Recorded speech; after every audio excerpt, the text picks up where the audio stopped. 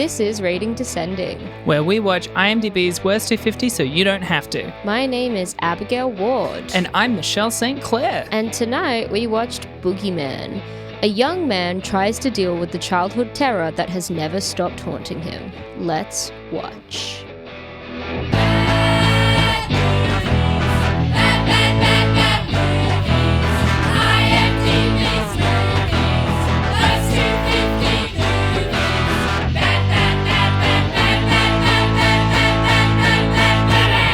Michelle, last night I burnt my hand quite severely. Oh no. I know, it's like, I didn't tell you this before we started recording. No, I didn't already know. Here, No. it's a perfectly organic reaction. 100%. Yeah. Oh no. And it was pretty severe. And I went to the doctor and I told him everything, and he was like, man, do you want Panadeine Forte? Because Nurofen and Panadol do fucking nothing. And I was like, yes, I do. So if I'm foggy-headed this episode, that's why. Because of that Panadeine loud, That sweet baby. codeine, baby. Ooh, get that codeine, baby. My codeine, baby. But you're not that different, are you? No. My enemy. I think I live in a permanent state of foggy-headedness. Yeah. I'm like, I always live in that scene in Gone with the Wind where she's having a dream and she's running through fog. And She has a slave.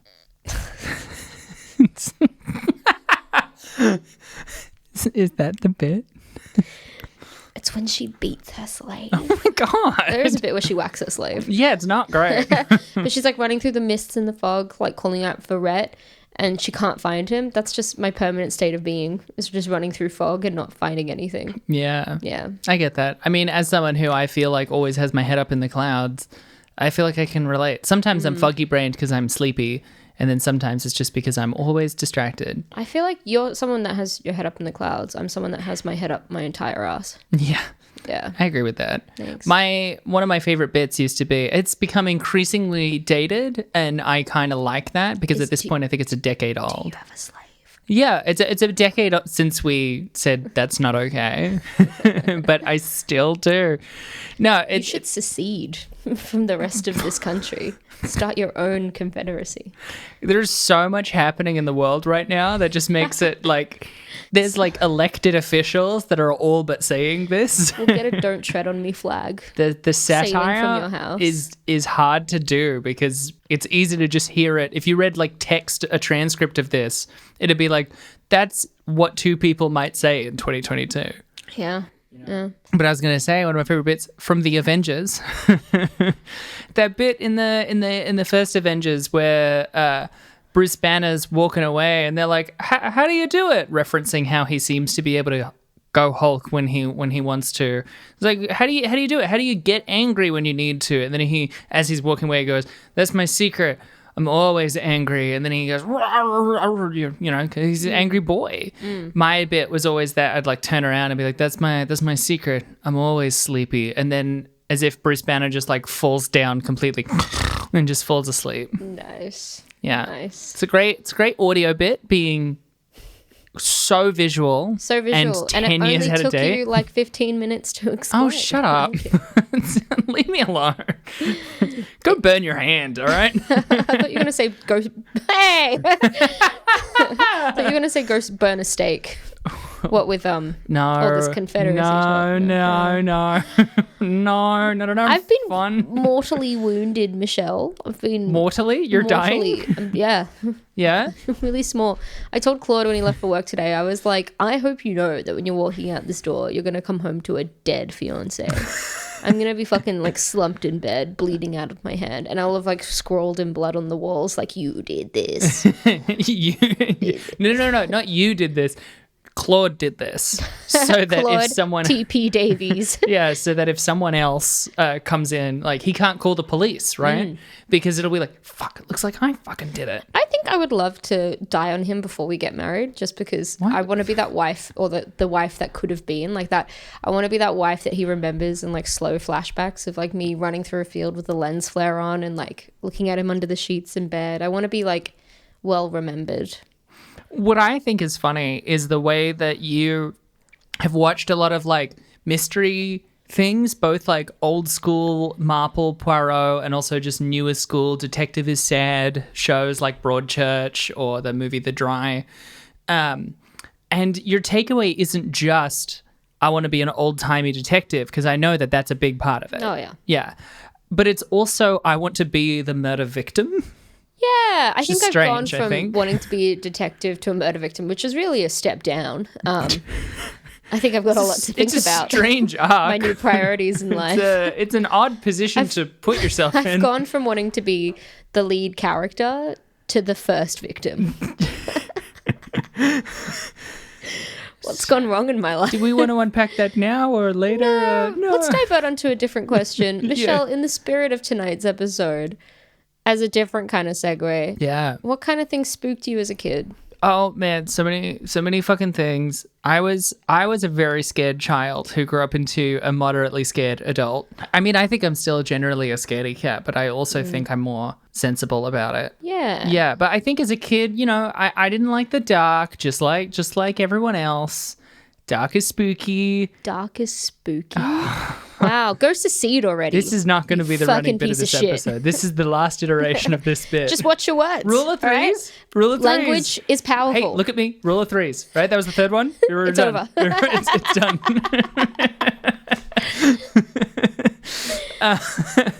I don't know. I mean, like, I didn't think there was necessarily something living under my bed, but I kept like almost like getting fixated in my brain. I remember one time there was a storm and I kept imagining that there was like alligators under my bed, or crocodiles, really. Cool, and I didn't, like a cool lagoon. I didn't actually think there was crocodiles under my bed, but it's just the thing of like, well, now it's making your body want to go into fight or flight, and I'm already in the place I would flight to. So now what? Now what? This is meant to be my safe place. Come on. Yeah. When I was a kid, I find this odd to explain. I think I've already mentioned this on the podcast where you asked me what I would want to be out of like the spookums list, and I said witch. And it's true, I want to be a witch, but as a kid I was also deeply fearful of witches. Like I wanted to be one, but I was also so afraid of them, and that came from a profound place of respect. Yeah. But I used to think that like Batman. Like Batman. You were once in a well, and then a flood of witches came flying around you before some wealthy old man. Well, your dad came down and went like, "Oi, fucking come grab my hand." Oi. And that's how and that's how you became the witch. Fair dinkum. How'd you get down there? Well, I thought that a witch lived in my cupboard. So I had this like old-fashioned wood cupboard, and every night I had to ask my mum to lock it because I was absolutely certain that a witch was just in there. She was just waiting to come out. But I was also like hopeful at the same time. I respected her. I was like, if you're going to come out and scare me, you can do it, and I respect you for it, but I am still scared, you know? And I did have the classic fear of like if I let a hand dangle down my bed, someone would grab it. That was a classic. I always imagined it was Gollum. You imagined it was Gollum? I did. I imagined Gollum was under my bed and he was going to grab my hand. Precious. I am precious. Thank you. One bigger to rule them all. What? That's Who's a terrible that? Gollum impression. Oh, I didn't even know you were doing Gollum. Raggy? I can't. Raggy? Oh, hello, Raggy. Oh, that's good. Oh, it's Raggy. That's good. Yoinks, yoinks. This is Gollum That's as great. Shaggy. This is the crossover we all needed. Finally something to repair. No, wait, why is he saying zoinks? I just realized I made Gollum both Shaggy and Scooby. Actually, you know what? That's way funnier though than it's Scooby. It's Shaggy, regular Matthew Lillard Shaggy. Like, Scoob, what are we gonna do? And then he's like, I don't know, Shaggy. I think we need to make this exist. We need this in a show. Michelle's really tickled herself. She's going nuts in this over there. It's really funny. It's really funny. Come on, play with me. Play with me. Be Shaggy. Be Shaggy. Well, I don't know. That's Scooby. Fucking Christ. I don't know. I can't do it. I said I was foggy-headed. I'm on Cody. Wait, you could do this. You could do this. I know we should be pivoting into the episode, but I know that the listeners will want to hear this. Oh, it's gonna be great. This is gonna pay off. All right, we're gonna peak. Okay, you be Shaggy. Okay, man. I just don't even know what I'm doing. Like Scoob. This is pretty scary, Shaggy. Maybe it's just the old janitor man. How are we gonna get out of here? I feel like I'm cornered because I actually can't do a Shaggy impression. I thought haven't your watched very much Shaggy of it. was closer to Shaggy than your Gollum was to Gollum. Yeah.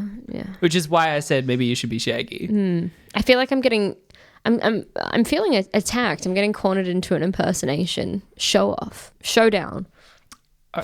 But I was trying to shift the focus away from the quality of impersonation and more of the quality of the scene. You know, it's about the creativity. The creativity, yeah, that's the right. flow, you know. Oh my God, how did those two enter that flow state? They couldn't, I know that they didn't pre-write that Shaggy and Gollum bit, but They definitely didn't. and yet, here we are. Cut this whole bit. No, I'm keeping every moment. Well, speaking of things that spooked us as kids, Nice. this week we watched Boogeyman. Yeah, it's the Boogeyman. Okay, look, I want to say, I lead so many episodes with I want to say this up front, and that's because it's the first thing that I'm saying. Last week and up until now, I had misread our list as this was the Boogeyman from 2015. And I was like, oh man, another post-2010s horror movie. Oh, boy, what a way to ring in the 100. But then as I started watching, I was like, hang on. And I checked. Yes, this is from 2005. An audience, if you are not aware, there is an enormous world of difference It's a huge difference. in aesthetic and style between pre and post 2010 horror movies. Because I gotta say, the atmosphere of this film was really good. I Yeah. liked the atmosphere of this film. Yeah. I liked like the long drives in his car and like the landscapes of like all the greenery around his spooky house. The director moved the camera. Yeah. There was contrast. They even used like lots of like moody music as he would drive. It'd be like doo doo doo. There was some fucking doo, doo. incredible shots all throughout it. Yeah, the cinematography was quite nice. It made me think of urban legends. Look, this is no urban legends 2, right? I will say that. This is not as good, but it did remind me of that in that I was like, this is better than so many.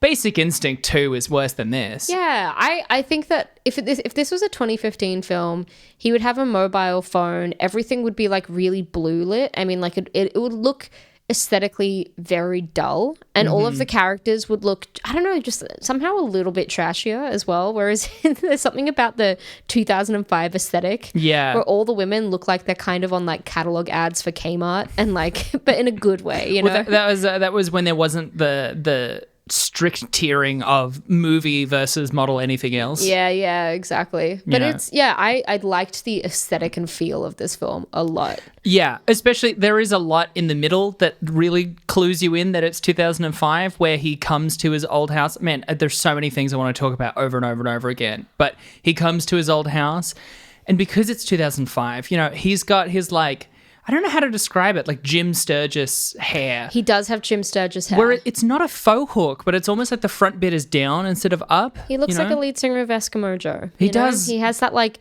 2005 indie rock singer vibe. Yeah, because it's not pop punk where it's all like slicked down the side. Nah. But it's Like fluffy at the front. fluffy at the front. Yeah. That, and then he's It's got like the this. Rob Thomas haircut as well. Yes. Yeah. After In he cut Matchbox away 20. from his surfer cut. Yeah. Yeah. It was like a bit shorter, but still shaggy on the top. And then he's also wearing, under it is a t-shirt, but this like white button up that because it's 2005, instead of being like a tight fit, is really It's baggy. billowing Yeah. and baggy, and it's not tucked in at all, which means when he's like mournfully looking at photos or running out because he hears his childhood crush falling off a horse, he fully looks like he's in a Backstreet Boys music video. And it's, you know what? I'll take that any fucking day.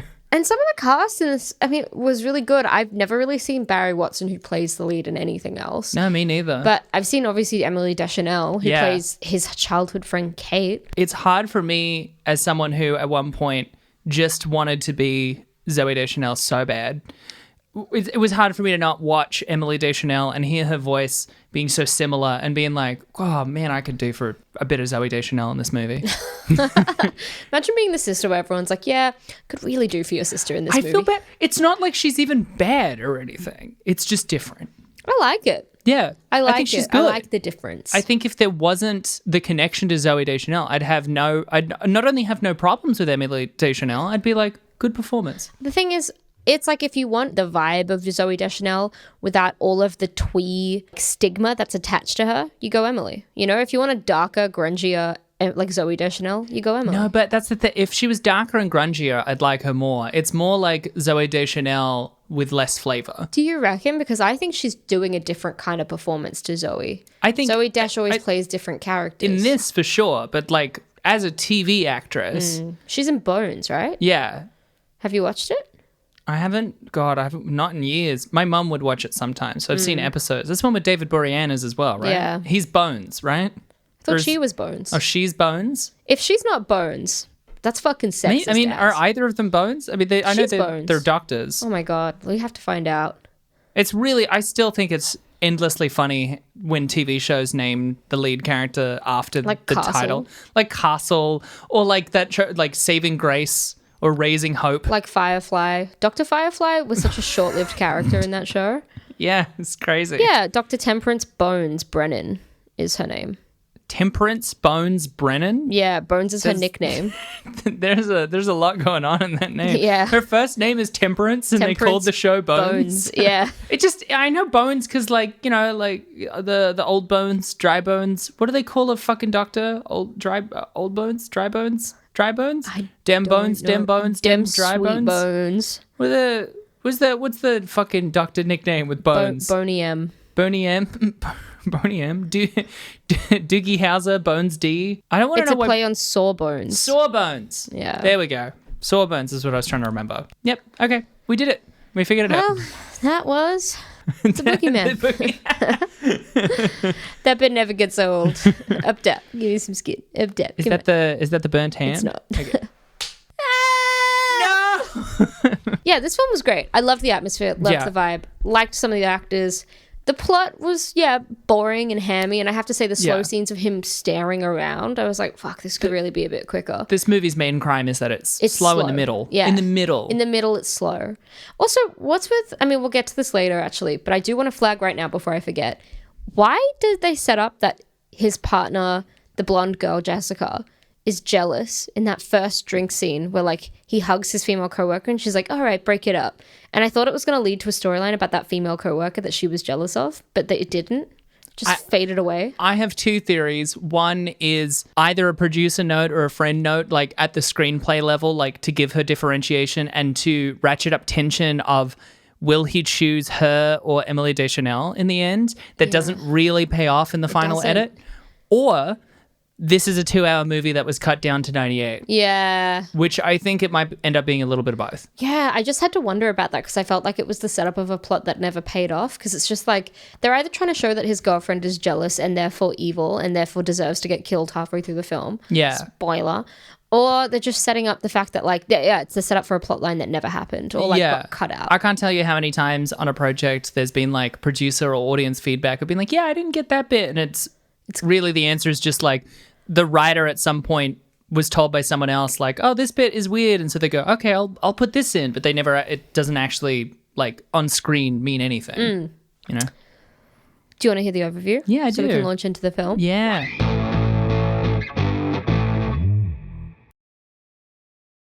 A few key details about this film. It was made in 2005, as we said. Yeah. It has 4.1 stars on IMDb, so we're finally at a 4.2. Yeah, we're finally getting there. It's going to get faster and faster, the downhill slide. It's incredibly exciting because I think it feels like we've been on 4.2 for like a year. We're 100 episodes in and we've effectively gone down 0.3 points. Jesus Christ. And there's another like 2 whole points that we're going to go down. This has been such a painful 0.3 points. Yeah. This film was also directed by Stephen Kay. I hope Stephen Kay had a whole bunch of work after this, because that was one of my takeaways from the movie of like, man, this isn't very good, but I hope them the world.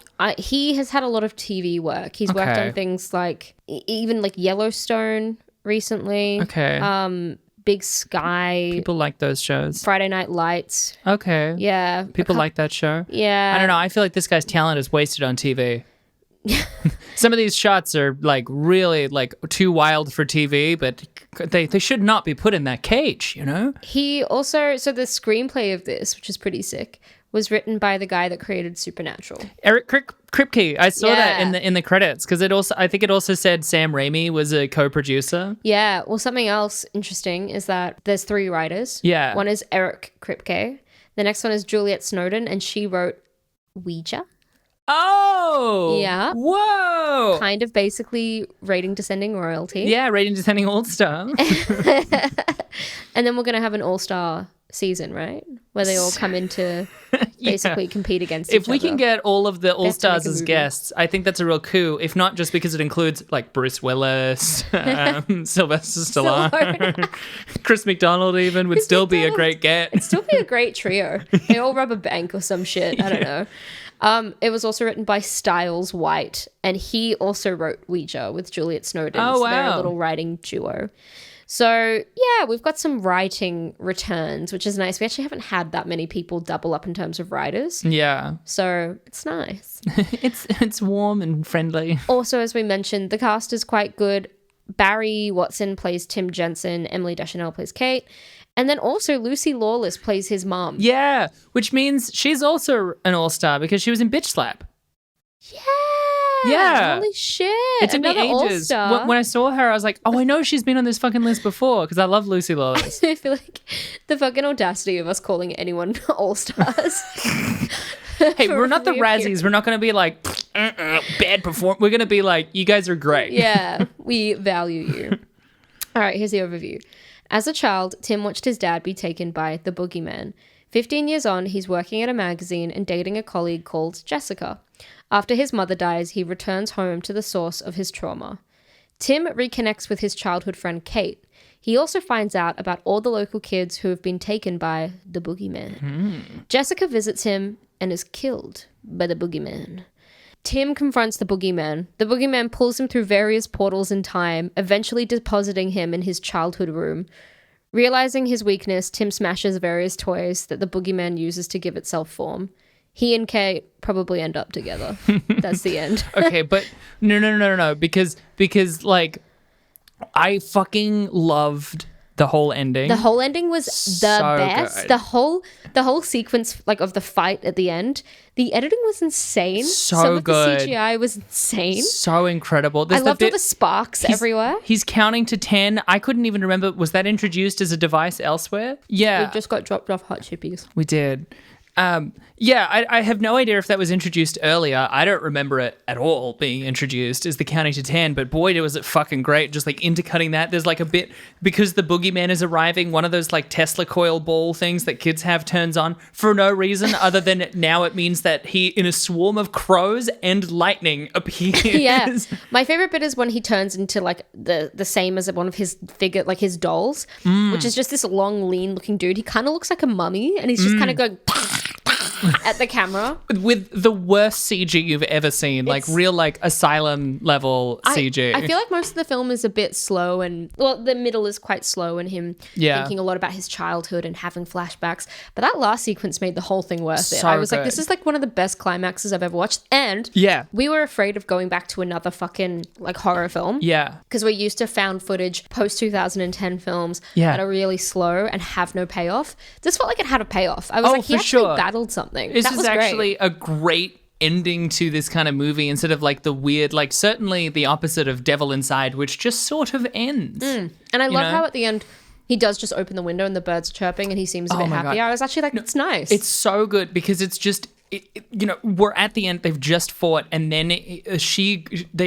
actually unironically do the lines of like, "Is it over?" And then he goes, "Yeah, it's over," and then walks over to the window, looks out at the light, and then just like fade out, and you're done. It's Yeah. just fucking perfect cinema. Yeah.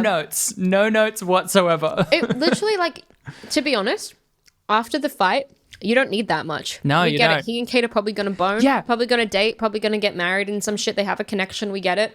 We don't need a whole 5 months later. They're happy. We get it. That's some fucking happy. 70s shit, all right? Yeah. That even bordering on 1980, like Jaws, they blow up the shark. Now what? They go, ha ha ha, and they swim to shore. That's it. That's it. What? We need to see his family? They're happy there's no more shark. We get it. Speed ends as soon as the train comes to a stop. Yeah. The train comes to a stop, and then they get up and they realize they're okay, and the film just starts. You're gonna rolling the watch? credits. There's not even any speed anymore. Come speed's on, over. Yeah, no, come on. I've talked to this podcast before about the ending of French Connection, where he's like, I really feel like I don't get it," and then off camera he goes, "Hey you," and then runs to off camera, and we just hear gunshots, and then cut. That's it. Yeah, we don't need any more. The end of Die Hard. He's just gotten out of the tower. There's like banknotes falling through the sky. He's holding Holly. He and like the cop look at each other and share that moment. Yeah. And he's just like, we're going home. Like he gets in the cop car and like he gets in a car and drives away, and that's the end. Good. End the movie. That's all we need. Even fucking Chinatown, a big twist ending. Oh my God, Roman Polanski was a pedophile the whole time. And then he's like, fuck, what am I going to do? And then he's like, forget it, it's Chinatown. Fucking crane out. You're done. I'm glad you brought up the Chinatown comparisons because I really felt like Boogeyman and Chinatown Man. It's the same. No, you know what? They're both cinema. All right? A lot of the things on this list are not. This is from fucking cinema. All right? We were on the hot streak, and then we're in our dead zone. It's now been like 3 We're not weeks in in the a row. dead zone. We're in the danger zone. Well, I think that's where we're getting to. Like, are we a 90s Spielberg produced animated movie about dinosaurs? Because we're back. It's a shout out to any we're back heads. I just need a moment to talk about how good hot chippies are. Yeah, hot chips are fucking Let's great. eat a hot chippy. Come on, I know you want to. I do want to. I was just busy. That should tell I think the audience, apart from the select few who we just know in person very well, don't understand my personal connection with hot chippies. I think we should give you a moment to talk about your love of hot chippies while we enjoy some. The hot chippy is perfect. A bad hot chippy is shockingly disappointing. Like the variety of quality you can get of hot chippy is astounding in comparison to so many foods. But these are so good. They're salty and they're Salty. They're warm and comforting, fluffy. right? They're comforting and they're filling. They're not like the same way that the fucking like protein salad or whatever is filling, but they're filling. They're hearty. They bring such immediate joy. When I want to like order in and people are like, "Oh, do you want this or this?" I'm like, "Look, it's not that I want burgers. I actually don't want the burger. What I want is chips." I will dictate what meal I'm choosing to eat based on will I or will I not obtain chips in the process. We have gone to like fancy Italian restaurants and they happen to sell like shoestring fries on the side, and that's your meal. No. Hey. Whoa, disclaimer, all right? Don't get the audience thinking this. I'll eat the fancy, snotty, fucking delicious Italian meal, all right? Oh, authentic Italian pasta. Arrivederci, huh? However, some chips on the side? Yeah. Can't go amiss. Yeah, it can't. Well, I'm gonna have Say a bad no? time with them. I'm gonna say no. No, Some come on. sweet chippies. Come on, now I don't some fucking sweet think so. some sweet chippies. We found a Thai place recently that we can order in that it's pretty good Thai, but it also does chips. So now that's the only Thai place. I think Brooke now has to realize that any favorite place that she orders from has to have a chip option on the menu, or Yeah. else it's a no. Oh, so frequently, she's like, "Oh, I want to order in. What do you want?" I'm like, "How do I find a way to phrase, I want chips,' without her hearing, I want a cuisine that you don't want?" I just can't believe that Kenny Lover exists, because if there's two things that you love, it's hot chips and ice cream. Mm-hmm. And Kenny Lover specializes in hot chips and ice cream. This is a local store that sells literally exclusively hot chips and ice cream. And like it's the also, inside of their shop has like orange Yeah. velvet sofas. it's also like weird flavors of ice cream, which if there's anything I love, it's trying out new flavors of things, did, especially like, like a soy sauce unstandard one? flavors. Yeah. Soy sauce and was like crazy. like rice bubbles or chocolate like Cocoa Puffs or something. Oh. It was good. Everyone was like, "Ah." No, it was great. I actually had a good time with it. The soy sauce went a bit too far for me. I thought it was good. It's not their best ice cream, which I think is their caramel popcorn and fudge one. Yum. That's a great one. Now I'm craving ice cream. Yeah, well, have I got the store for you? Kenny Lover. You don't secretly work for Kenny Lover, Making love to Kenny. That's how you get paid. Are we going to make 34 cents off that ad? We fucking better. Hey, didn't we watch a movie or something? I don't know. Ooh, we did. But I think the end sequence was the best bit of the film. Easily. Well, that's because it's one of the best bits on this list.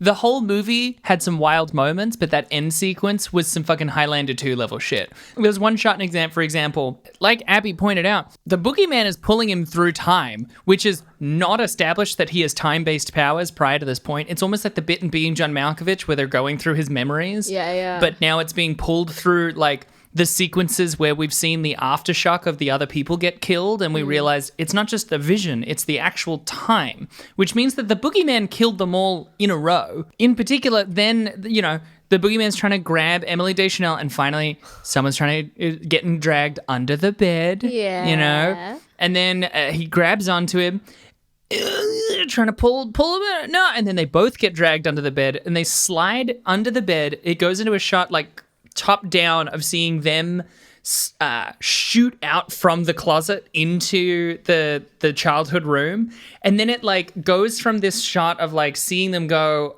from top down like craning over them to go from top down to like side on with the door behind them as they're like starting to get up. And I was like, that's some fucking animated movement, baby. The cat like tracking all the way around them, like 180 degrees as they slide into a room, and ending with them like looking at the terror of the Boogeyman in the closet. That's fucking great. That's cinema, baby.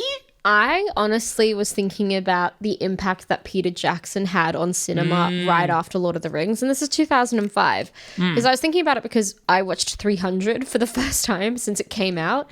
Terrible film. Like, actually terrible. But it was such a weird, stylized film. Obviously, people went nuts for it. And it has a lot of iconic lines in it. Even though the dialogue sucks. But I was thinking about like how it just felt like Lord of the Rings. They were doing lots of camera movements that felt like Lord of the Rings, and they were doing these big sweeping shots of the army traveling over lots of fantastical lands. It didn't even feel like Greece. But I was like, oh wow, you can really feel that Zack Snyder, although he didn't mean to, has taken a lot from Peter Jackson. And watching like just thinking about animated movement and anything, I'm like, Peter Jackson? Well, Peter Jackson? That's why when I saw Jackie in Jackie Boy? Jackie Boy. That's why when I saw in the credits that Sam Raimi was a co-producer, I was like, that makes sense. Because, like Evil Dead was Sam Raimi like throwing around the camera going like, nah, this is a theme park ride that you're on. And it works. That's why Tobey Maguire Spider-Man's not bad. Spider-Man 2 is really good. Yes. Oh my God. I thought it was better than the Spider-Man 2 is the best Spider-Man. I haven't seen it in ages. It's great. It's like, I'm not a superhero movie person, and I was really terrified of spiders as a kid. I'm still pretty terrified of spiders, but it was a real problem as a kid. You didn't mention that at the beginning? Well, yeah, because it's not the kind of spooky we're going for. I didn't get into Spider-Man, so I don't have the nostalgia attachment of everyone else. So I wasn't going in with clouded vision. And then Brooke was like, no, Spider-Man 2 is legit. And we watched it. I'm like, that's a good fucking movie. It's a genuinely good fucking movie. The second one with Tobey Maguire. Is that the one? That's the one that has Alfred Molina as Doc Ock. The Octo guy. If you're about to say with James Franco, he's in all three of them. But with James Franco turning on him. Becoming evil. Or is he evil the whole time? It's complicated. He fully turns against him in 3, where he becomes like the new Green Goblin. Okay, that's what I'm thinking. Yeah, of. that's it. That's in 3. Right. 2 is, he blames Spider-Man for his father's death, but he doesn't know that Toby is Spider-Man. But that means he then starts to, it's like a whole thing. And his dad was Willem Dafoe, right? Yeah, in the first one. Who was the first villain. Yeah, okay. It was Green Goblin in the first one. I feel like it's sacrilege to not have my Spider-Man lore down. I think it's fine. I think it's almost punk rock, It's me being a contrarian as per. But it would be awful if you were like, I don't know anything about Spider-Man, and thus that makes me superior. That's terrible. But if you're like, I don't know, I don't know anything about Spider-Man. I'm like, whoa, that's crazy. What are you, Amish? maybe I am. That's cool. What do you think gave me these huge muscles? I'm being churning butter, baby. Churning butter. Put that on my fucking tombstone. Yeah, it'll be with Claude, before the wedding, and it'll be it's from that butter. What's it? From that butter that you said? It's from that butter. I've been churning butter, baby. I've been churning butter, baby, on your tombstone, and we'll be like, such a loss, such a tragedy. But we'll see like there'll be a normal casket, but then there'll also be like extra muscly side bits for your arms. I've got like little like panes of glass so people can check out my abs on the way into the grave. None for the rest of it, just on the abs. Just the sweet abs. I truly am the weakest person I know. Claude thought I was putting it on when I met him. Which is rude. That is a little rude, but it's also very funny. I will also say I had like a couple other things I wanted to mention. But one of them, so there's to finally go back earlier in the film, he goes to the funeral because a big plot point is his mum dying. The funeral had real X-Files vibes to me. It did. There was lots of like hearses and people in suits and a beautiful view behind them. This is just a well-made movie. My theory is honestly that like it's 98 minutes. The biggest problem is that a lot of what happens 60 minutes in as the entrance into the third act should be happening much earlier. Yeah. I thought like his girlfriend Jessica getting killed would have been the midpoint, but it came a bit later than the midpoint. Yeah. And I could feel that. I could feel that delay. The last 30 is doing what the second act should have been doing. So either this should be a 2-hour movie and then you kind of get away with that pacing a little better because there's more happens after. I can't do 2-hour films, man. Not on this list. Or, but no, sorry. If it's 90 minutes, you got to move those. If it's 2 hours, add like a B story in, Just add give like me a another good character 90 for him minutes. to be with. Give me a well-structured 90 minutes. Yeah, I know. I'm saying that's fine. I'm sorry. It's a real sore point for me. Anyway, it's the idea of a 2-hour film. He goes to the 2 hour 20, Sex and the City 2. Don't fucking talk about it. Don't fucking talk about it. Yeah, so he goes to the funeral because it's his mum dies, and there's all these people who are not super well introduced, I don't think. And there's the guy, I think it's his uncle, right? I couldn't tell. And there was nothing to tell me. I assumed because it was a man who looked a generation older. Who looked a bit like him. Who looked not dissimilar from his dad. Yeah. Who I could, I know it wasn't, but real ringer for Patrick Dempsey. Yeah. I agree. Yeah, right? He had Patrick, it took me aback. Yeah. It really did. This guy looks like the uncle, the guy who we think is the uncle, looks like he would be Patrick Dempsey's brother, Yeah.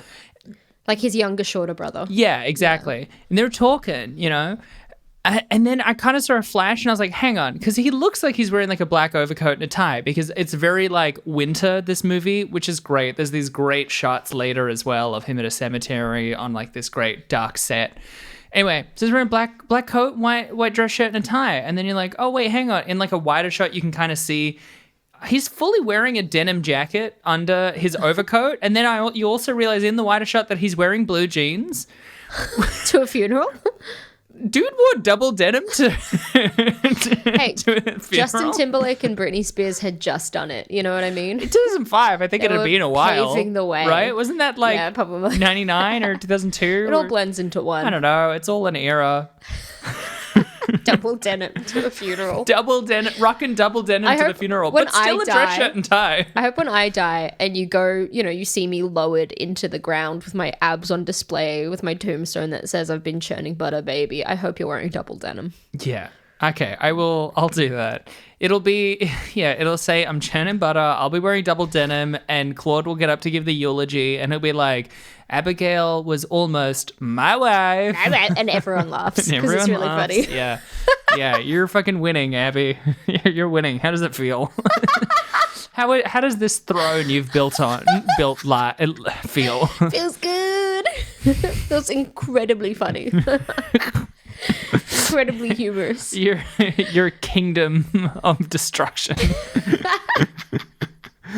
You are ripping apart the fabric of everything we have to build yourself a legacy. If I bring you so much pain, kick me out of the podcast. See if you could. What? You think you could?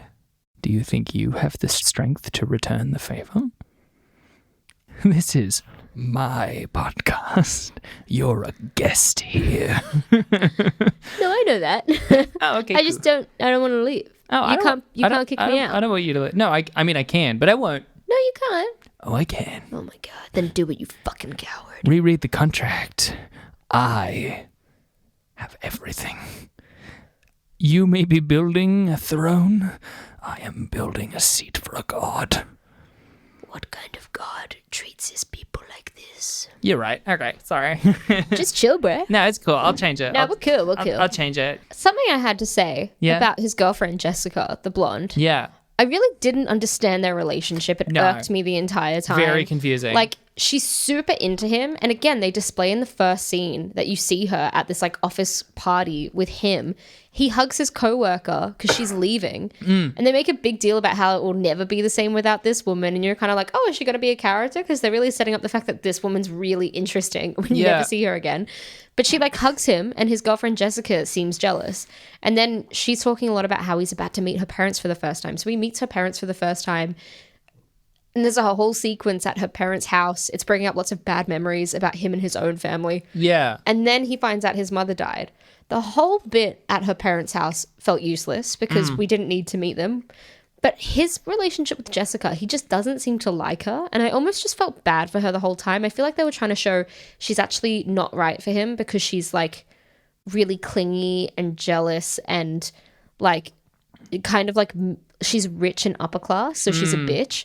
But I felt bad for her character the whole time. I'm like, never did anything really wrong. I think it's that sort of like screenwriting focused around audience reaction rather than on story. Yeah. Of like solving the problem of you want him to have a girlfriend so that when she dies, it's personal instead of being just a friend. But you don't want there to be too much. You want there to be a little bit of tension as well between him and Emily Deschanel of like, oh, that's why they're not just immediately fucking going for it. Yeah. But then you don't want us to not want to have them together. Yeah. Because she's better for him and all of that. Yeah, and But I hate that shit. It's Yeah. like, you know, two women can be great and he can still like have to make a decision between them or something. I feel like a lot of the time, a lot of screenwriters always make one bitch character and one perfect wholesome character. And it's like, we clearly know who's going to end up with who. Yeah.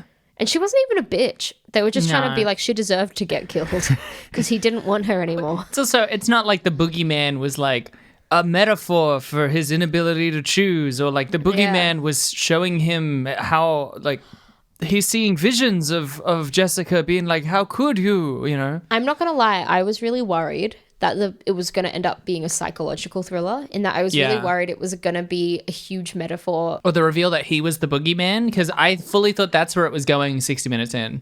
I don't know why I got worried about this. I was really worried that it was going to turn into like a metaphor. Oh, yuck. I was worried it was going to be about him getting sexually abused as a kid, Right, and yeah. replacing those memories with the boogeyman instead, Yeah. because it's easier to process a monster than what happened to him. And I was like, fuck, if it turns out that his dad was like sexually abusing him or some shit and then killed Yeah. himself, that'll be the worst ending. Now that's a movie that belongs on this list. Yeah. So props to this film for not doing that. Hey listeners, if any of you are writers or have dabbled at least, and you've been like playing around with a story where it's all a metaphor and actually they were sexually abused, we've seen it. Yeah, And we did. What was it seen called it. again? what It was on this list as well. It was Oh, the yeah. one with the girl that was in the new Bond, Anna something. It had Keanu Reeves. Exposed. Yeah. Yeah. The whole thing was that she was assaulted. like assaulted that night. Yeah. That was awful. Yeah. And it's like, I get what you're going for. We've seen it. It's not Yeah, interesting. We it's don't not. like it as an audience. It feels weird being lied to for 60 minutes as Yeah. well, you know? I get unreliable narrator. That's not as satisfying. Yeah. That's not nice. Don't do it. Don't do it. Or if you're going to do it, I don't know. You got to be really good. Yeah. And I think if you're listening to this, you're probably not. Ain't that the truth? No, guys, you're great. Please. Did you have anything else you wanted to talk about before I move on? Yeah, I did want to talk about one thing. It was when I was thinking it while watching, I thought it was going to be the thing I was going to lead off on. And then this movie was so much more fun. And then the ending was so wild. I'm like, come on, we got to talk about these other things. But like, when it started and it was like, ooh, boogeyman, spooky, ooky, spooky, doo-doo-doo. And I'm like, okay, look, I understand it's part of this like trend of these slashes. This is like the period that's post-Scream, pre-Paranormal Activity,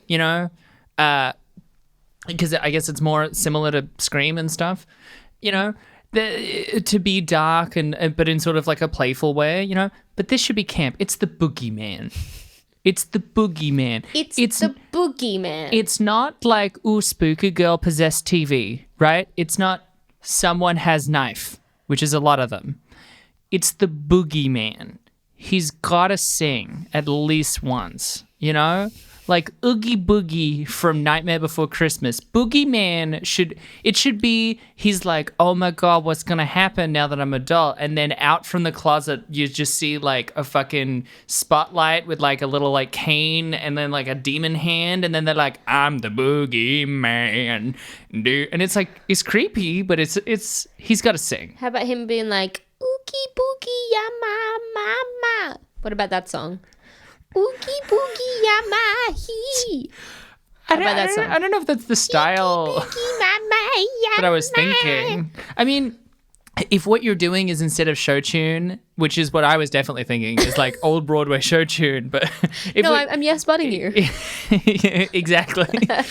If what you're instead suggesting is that it should be 2000s, I think in keeping with the costuming of his character, of the other guy's character, it should be like Backstreet Boys, where he'll like just claw his hand out and he'll be like, "Boogeyman ain't nothing but a heartache, Boogeyman." Yeah, exactly. What about a good old 60s tune where he's going oogum boogum oogum boogum boogana baby. Yeah. Now see, that's great. That would be fun.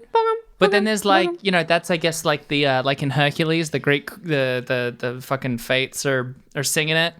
And then he's just like coming out of the closet, and then you're a kid. You're still spooked. So let's still spooked by this boogeyman. Let's mark off another point for this film. No musical numbers. No musical numbers. Big cross. It's the boogeyman. He's gotta sing. It's the boogeyman. He's gotta sing. Yeah. He also either that or he's gotta be boogie. Yeah. Like if he's not boogie, he's gotta be boogie. This guy's not slimy at all. Another thing I'd like to mark off. How come not boogie woman?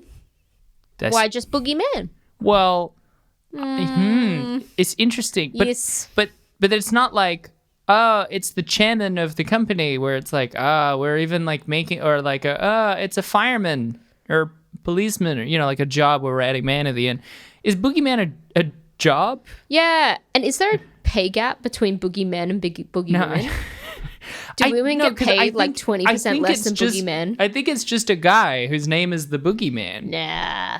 I don't think his name is. It could be a whole. I don't think his job is boogie. It could be a race of boogie people. We've only met one boogeyman, but what if he's coming from a realm of boogie people? Do we see his corporeal form? I feel like sometimes only through toys. I feel like sometimes we see him and he just looks like a guy, but a little fleshy. Well, sometimes and kind of greeny. Sometimes when you look it up, he kind of just looks like a dog. Like if you look up boogeyman on the internet, just random boogeyman How images. Often do you Google boogeyman on the internet? Oh, like once a night, maybe. Once a night? Yeah. Usually when I'm going to sleep. It just soothes me. It soothes you? Yeah. Before you go really and attack cozy. children out of their closet? Yeah, that's right. That's why I sleep with a knife under my pillow. That's why you're so defending. Boogie woman. I married the boogeyman. Woo! That's just someone who wants to party. Oh, boogie woman, woo! I can't believe I defaulted to I'm the boogie woman because I married the boogeyman. You know what? Yeah, Fuck that. I'm my own boogie woman. You're Mrs. Boogie Woman Wood? Like, you're not even... Michelle, can I tell you some trivia? Yeah! IMDb trivia! Do I have a surprise for you? Uh-oh. I don't have any. What? But... What? The problem is, when you go to the trivia section... There's trivia, but it's really boring. Ugh. It's really boring. It's like this person also worked on this film with that person. All right. If you know, it's like body count is 4. Like no one gives a shit. But what I thought I would do in place of trivia is just give you some general trivia about the boogeyman itself. Okay, Because I think that's quite fun. Was there any goofs? No, none that were good. I checked goofs as well. I wanted to do a goof section. I appreciate that. They weren't very good. It was just kind of like, his car is open in this scene. Like, the car door's open and now it's shut. They weren't funny. Yeah. Okay. But I thought of it. The word bogey, because that's what he's also referred to as, the Boogeyman, originated in the mid-19th century, originally as a quasi-proper name for the devil. Whoa! I know. It may derive from the Middle Eastern bogey or boog, meaning a terror or scarecrow. This also relates to bugbear. Oh! From bug, meaning goblin, or scarecrow, and bear, an imaginary demon in the form of a bear that ate small children. So bugbear and bogey, very closely related. As a big fan of etymology, I can't believe I didn't know that was the original source of bugbear. The word bugaboo, with a similar pair of meanings, may have arisen as an alteration of bugbear. So it's all coming from the same place. I know. That's really cool. I'm really excited. That's so great. I'm like clenching my fists. It's so exciting. I've never seen Michelle so happy. I really like words. Words are great. And while the description of the Boogeyman differs on a cultural level, there are often some shared similarities in the creatures. Yeah. Many bogeymen are depicted as having claws, talons, and sharp teeth. So a lot of the time they're either very bird or dog-like. Well, I mean, wait, is that they're because they're sharp claws and teeth, or is that they're also very bird or dog-like? Because you can have just a person with some pointy teeth. Yeah, the Boogeyman is very animalistic from things that I've found. Okay. But at the same time, sometimes people also compare them to things like witches. So there's a real scope of things, so but a lot of the time they have animalistic features, and often they're also seen on all fours as well. So it's like a Simpsons Monster Island. It's a bit of a misnomer because Boogeyman is actually more of a boogie dog. He's not really a man at all, but he is a boogie. Or a boogie bird. Or a boogie bird. Also, what I love about the Boogeyman is that the Boogeyman, it's a very universal fear, and it's very common folklore in lots of countries. It just goes by different names. Yeah. So here's just a little list of what the Boogeyman is also known as in other countries. In many countries such as Argentina, Uruguay, Chile and Paraguay, Brazil, Portugal and Spain, they have a creature called the Sackman. Okay. Yeah. And it's also quite common in Eastern Europe. And the Sackman, again, it has the same premise where he is a man with a sack on his back who carries naughty children away. Because the whole legend of the Boogeyman is really that it punishes naughty children. Oh. That's what it's known as. Like a reverse Santa. Yeah. It's like Krampus? Is that like Krampus? I have never Is there an seen overlap Krampus. of Krampus and the Boogeyman? I'm not talking about Krampus the movie. I'm talking about Krampus the folklore. I haven't gotten to that yet. Listeners, if you know much about Krampus, email us. There's actually so much on the Boogeyman. Yeah, that's really cool. I wonder if there's any overlap between like cultural like traditions about the Boogeyman and cultural traditions of like creatures that very clearly represent sleep. What is it? When you're sleep, when you can't move. Sleep paralysis. Sleep paralysis demon is like a common phenomenon of like sleep paralysis, but then seeing a creature, and then like in like I know in Scandinavian there's like a Mara or a Mira or something that is like a demon that is upon you when you sleep, and it's like, oh, it's a sleep paralysis demon. Sometimes I think I have a sleep paralysis demon, but it's just my cat Casserole sitting on my neck. Oh, so you just actually can't move as a cat. Because I am like in my sleep being like, why can't I move? And I wake up and she's just on top of me staring down into my face. Well, that's your body trying to make sure it doesn't suffocate. Yeah. I often always thought that if I was to be murdered, it'd be by a casserole sitting on me one night. And then another form of the Boogeyman as well is Ekuka, which is in Brazilian folklore. It's depicted as a female humanoid alligator. Whoa! Or as an old lady with a sack, which is very different. What do you mean? What do you mean? Or what do you mean? I know. And then it's if they don't go to sleep, she will come get them and make a soup or soap out of them. Soup or soap, it's one or the other. Again, not actually similar to each other. Which one makes them soap and which one makes them soup? I hope the sack one is soap, because if they have a sack and they're trying to put soup in it, they're going to have a bad time. In the countries of Central and Eastern Mediterranean, children who misbehave are threatened with a creature known as babu or babau. Oh. Yeah, this is also known in Italy. Oh, it's in Italy. The babau is also called the Black Man. What? He is portrayed as a tall man wearing a heavy black coat with a black hood or hat which hides his face. Okay. Yeah. Is that similar to Baba, the children's cartoon about an elephant that I feel like, because it's non-linear storytelling, was completely inscrutable as a kid? It's just about old King Baba, the elephant, telling his son tales, and then we see the tales. As a child, couldn't pass it. Couldn't fucking fathom what was going on. Ooh. No, it's not that. Oh, okay. No. Actually, I think what you're thinking of is Dumbo. Dumbo? No, I'm thinking of the Baba man is like the boogeyman. Oh, I think you're thinking of Bambi. Yeah, I'm thinking of because at the beginning of Baba, he kills his kid. That's what happens to Bambi, I think, right? and then just Google it. Just Google, guys. Just fucking Google it, all right? You can do your research. And in Germanic folklore, there is the Boogeyman, Ooh, who has dozens of different figures that correspond to the Boogeyman. These have various appearances as well, such as gnome, man, animal, monster, ghost, or devil. Tag yourself. I love that there's both animal and goat. Yeah. I love that all of these things have the one thing in common, which is that they punish kids that are being naughty or try to get them to go to sleep. But they all have various names, various forms. They're all different monsters. Yeah. They're all different monsters. The kuka being either a female humanoid alligator or an old lady with a sack. That's ridiculous. That's ridiculous. It's gotta be just that, like, in a bunch of places, parents were like, oh, my kid isn't gonna shut up. I'll scare them to sleep, which is bad parenting. Yeah. And then they said to their friend, oh, yeah, I told them about the Bootsin' And then they were like, oh, yeah. And then the kid's like, what's the Bootsin'? And they just make shit up on the spot. Yeah. Right? There's heaps more that is very similar to the Boogeyman. And you can go to that fucking Wikipedia article and read it for like 3 hours because there's so much. But the folklore around like monsters kidnapping children, it's pretty sick. It's inspired me, one would say. What? Huh? What? I wish I could be a female humanoid alligator with a sack on my head. Is it that song, Female Humanoid Alligator? I drive a Chevrolet sack alligator. Fuck off. That's all the trivia I've got for you. Do you want to hear some reviews? Yeah, I do. Reviews! Well, Michelle, this film has 13% on Rotten Tomatoes. The site's consensus states the plot has been there, done that. The plot has been there, done that generic, and none of the shock effects can do anything to build up suspense. Nell Minow from Common Sense Media, never heard of it. Oh, I don't know. I get bad vibes. Bad vibes from Nell. Said a bloated 86 minutes of overzealous spookiness. Overzealous spookiness is pretty good though. Yeah. Paul. That should be the name of our first EP as a goth band, is Overzealous Spookiness.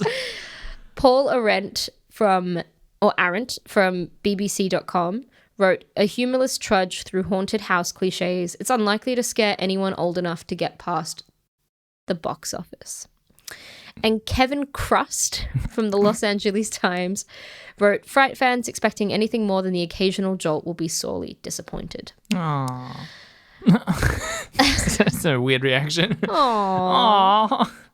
Cries. This is a IMDb review left by Cobb John Taylor. What?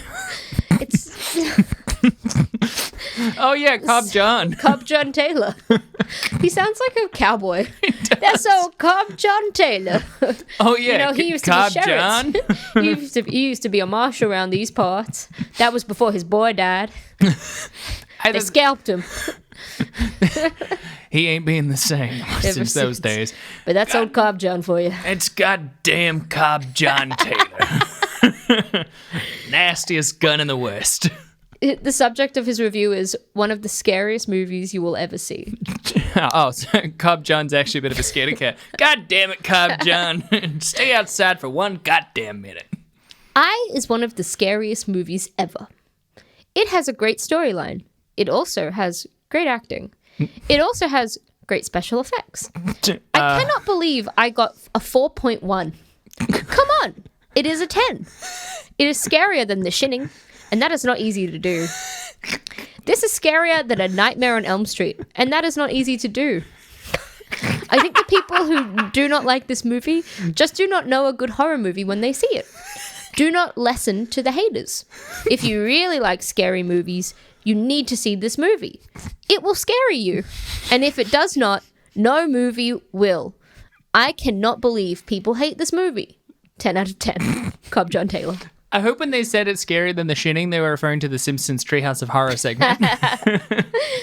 It will scare you. Yeah, so instead it's going to be Cobb John. Like, Cobb John, get out of here. Come on, you busy watching the Boogeyman. We got a fucking panda. I'm too scared, sir. Like zoinks. Like zoinks. This was a review left by Deadly Teddy. Oh. 10 out of 10. It's not a bad name. And the subject is best horror movie in a long time. In a long time? A long time. In 2005? This movie made me jump like a million times within the first 5 minutes. Holy crap. Okay. C. I have this fear of public restroom. Yes, I'd rather pee myself than go in one. And so when I went into this movie, I had to pee. Badly. But believe me, when I walked out of there, I did not have to pee anymore. I already did in there. Okay, maybe not really, but close enough. What? The whiplash, the emotional roller coaster. No. What does that mean, though? What does close that mean? enough. You close to peed She just like yourself? spotted a little bit, What you does know? it mean? Close to peed yourself in a way that means you don't have to then follow up and go pee. Have you ever like peed a little bit where you're just like, that was a drop of pee, but I sucked it back in? No. I don't mean like you suck the you stop yourself. You close Suck your it urethra. back in. Oh, you can't suck your own pee back in, you fucking weak bitch. No, I've never sucked my piss back in. What I and then mean is not that you needed take to your underwear and you go and you slurp it back in. God. This movie was so incredibly good. It wasn't scary as much as startling. You know when things are all calm and quiet and relaxed, then all of a sudden it's like, boo! Well, yeah, it's like that. I'm afraid of the dark, but this, I could not sleep alone for a week. My ex, who I saw it with, invited me down to his house at night, so I went because he said he wanted to play video games. Well, when I got there, I opened the door and he shut off the light, which scared me enough. Quietly hid in the closet. Then when I went to walk by the closet, he jumped out at me. I almost killed him. Freaking jerk. What? I He's a swear bad this boyfriend. movie... Ex-boyfriend. Oh, well, good. I swear this movie was so good. If you haven't seen it, go see it. Well, peace out in the hamburger, Miranda. What? She must be like this is 17. Random. You know, yeah. Well, God bless. hey, break up with your boyfriend and suck your piss back in, Miranda. You got this. Break up with your boyfriend, suck your piss. You've got this. Back in is important. Suck your piss is a very different connotation. That's what we're saying. Guys, break up with your boyfriends, suck your piss. You got this, bitch. God damn it, Cobb John. You gotta just suck your piss back in. Well, that was Cobb John and Miranda's reviews. What is your review? I mean, this movie made me need to suck my piss back in. Have you tried it? No, I've never recommend. I've never done it. What else are you using your mouth for, if not to suck a little bit of piss? Hey, I've sucked piss out of someone else, just not back into my own body. Beautiful. That's what we want to hear. One of my other favorite bits is to like with Brooke and I kissing. If she opens her mouth a little too much, just like suck as hard as I can to try to like suck her breath out. She's so patient. I'm so awful. You're so annoying. No, you're not. Yeah, I mean, I stated up front, I really had a good time. I had a great time in the opening where, like I said, flashbacks to Urban Legends 2. I was like, this is what we're fucking here for. I'm glad we're celebrating the 100th on something great. Yeah. Oh my God. Happy 100th. Happy 100th. We're here. I guess, because we know we're also going to do a 2-year thing. It's like, well, we'll leave the reminiscing for then. Yeah. I refuse to reminisce until then. Don't even try me. No. Sorry. My bad. No. Yeah, but I was like, I've been having a hard few days. And when this started, I was like, oh man, I'm in for a fucking movie. And then, like as it went on, I was like, it is kind of hard to pay attention to this middle bit. But then it would like throw some shot. When he gets right back to his house, it's like this tracking through the whole house that's like zooming around everywhere. It's fucking wild. So even though it's slow in the middle, this is one of the most like creatively made movies on this list. And I always want to reward that. I don't know, like 6. Wow. 6, right? Because it's like, what if an okay movie wasn't great? Yeah. And doesn't land? I think the CG in the ending makes it like, the ending is so wild, right? I thought oh, is this just good and it's badly rated, or is this going to do a B movie? And then like halfway through, you're like, what movie am I fucking watching? But like, yeah, 6. I stand by 6. Holy I think it's a 6. I think it's not bad. I think it's not great. Yeah. What about you? What about you? What's your deal? I think if it didn't have that insane fight scene at the end, it wouldn't have that much rewatchability. It just wouldn't have enough to bring me back to it. Yeah, I think that's fair. But that fight scene was so good and so good. bizarre. So worth the payoff. That it made me want to show people just that scene alone, really. That just heightens its score. But it's worth getting there, to be honest. And, as mentioned, it's not 2 hours. It's closer to 90 minutes. Yeah. And I can say is a 98. time- It's not. It was 1 hour 28, which is 88 minutes. 88 minutes long. Yeah. That is a time I can take. That's a time I can Yeah. like. So, didn't go too long. Had a great fight scene at the end. Had some good actors. It had Lucy Lawless. That also just like bumps it up another point. I think There's she was in something more so- scenes that were cut because she's only in like one shot. It's so odd because Lucy Lawless isn't gay, but for some reason to me, she's gay. And for some reason, there's something, that little gay part of me where every time I see Lucy Lawless, I'm like, yay! She has a girlfriend in Xena, so she became a lesbian icon in the 90s. Nice. Which, like, I know that's not what you're inherently referencing, but Xena, and by association, Lucy Lawless, has been, like, a part of queer culture for a while. Less so now that there's other things to draw from. Yeah. But, like, in the 90s, yeah, you're going for Xena. We love her. So I reckon, again, our mark for 5 is that fucking Russell Crowe film, A Good Year. Yeah. I would watch this again over A Good Year. Same. Therefore, I have to rate it higher. Yeah, I agree. I think that's 5.5. 5.5? 5.5. I think that's fair. Yeah. You know, that's 5 because it's a vacuous whole of a movie. Even though it has all the pieces that are right. Yeah. Some of the pieces are wrong, but there's something there. Yeah. And I think that's worth more. Yeah. You know? Yeah. That's something worth fighting for. That's a movie worth fighting for. Well, Right, Reggie? Well, Michelle. No, not Michelle. Guys, I do this every time. Every time. Well, guys, don't forget to follow us on social media if you've enjoyed yourself. You can find us on Twitter under Rate Descend Pod. You can find us on TikTok at Rating Descending, or you can email us at ratingdescending@gmail.com. Pretty please. Or, you know, you could potentially find us on our own social media. You can find me on Twitter and Instagram at michelle.stclair. And also, you can go follow No Ordinary Love on Instagram. It's the series that I'm editing. It's going to come out sooner rather than later. And I'm on Instagram under Abigail J. Ward. Nice. And, you know, if you enjoyed it, even more than that, you know, you've already emailed us, you've already fucking followed us, and you're like, man, I just want to show my fucking appreciation for those funnies. Those bitches are pretty funny. They gave me a good solid giggle. They gave me a decent chuckle. I think that deserves to be rewarded. In a world this lacking of day and chuckles, age. they gave me a little giggle. It's a pretty bad day, and I got at least a solid 45, 50 of chuckles. Yeah. You know, maybe 30 in a 50-minute recording of chuckles. Then, you know, maybe perhaps you could on Apple Podcasts or Spotify leave us a review, or anywhere else that you can leave reviews. Please. Please. Please? Please. If we sound more desperate, will you be more likely to do it or less likely? Yeah, it was my birthday Email us 2 weeks ago. Well, Michelle, that was The Boogeyman. Well, Boogeyman. What are we watching next week? Next week, we're watching A Sound of Thunder. Oh, that sounds sick. It does sound sick. I don't know. I get the feeling that we're still in the territory of some wild shit. I'm excited. That sounds stupid. Yeah. Also, I like that it's not a sound of lightning, because there's too many things that are like, it's the sound of lightning. I'm Lightning's like, you just a mean crack. thunder? Yeah. You know? That's exactly it. Because you can have a crack of lightning, but the thunder is that low rumble.